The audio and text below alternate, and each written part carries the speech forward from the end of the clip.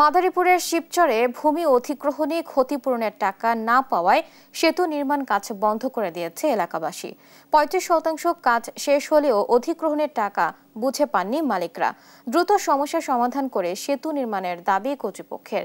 শিবশঙ্কর রবিদাসের তথ্য ও চিত্রে জানাচ্ছেন মোহাম্মদ শরীফ হোসাইন।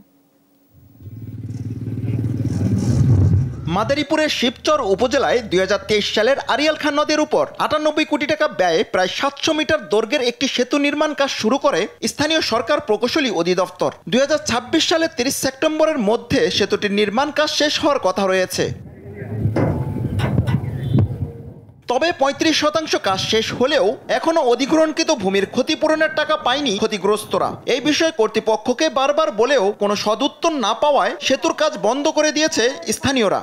২ বছর যাবৎ বলতেছে যে রোডের কাজ শুরু হওয়ার থেকে এবং ব্রিজ, আমরা বলছি যে আমাদের জমির টাকা আগে পরিশোধ করেন, এরপরে আপনারা ব্রিজের কাজ, রোডের কাজ সব করেন। ব্রিজও আমাদের দরকার, রোডও দরকার, কিন্তু আমাদের জমির টাকা পরিশোধ করে পরের কাজ চলবো।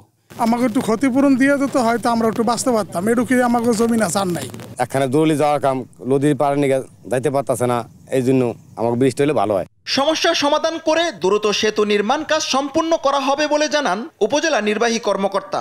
আমি এলজিডি ইঞ্জিনিয়ার মহোদয়ের সাথে কথা বলে আসলে কোথায় প্রবলেমটা আছে বা কী বিষয় আইন বিধি অনুযায়ী দেখে এটা যেন দ্রুত করা যায়, বা যেখানে আছে সেখানে যদি বলা যায় আমরা আমাদের পক্ষ থেকে যতটুকু করার আমরা সেই সর্বোচ্চ চেষ্টাটুকু করব যেন কাজটা দ্রুততম সময় শেষ করা যায়। দুর্ভোগ লাঘবে অধিগ্রহণকৃত জমির ক্ষতিপূরণের টাকা প্রদান করে দ্রুত সেতু নির্মাণের দাবি স্থানীয়দের। মোহাম্মদ শরীফ হোসাইন, নিউজ ডেস্ক, দেশ টিভি।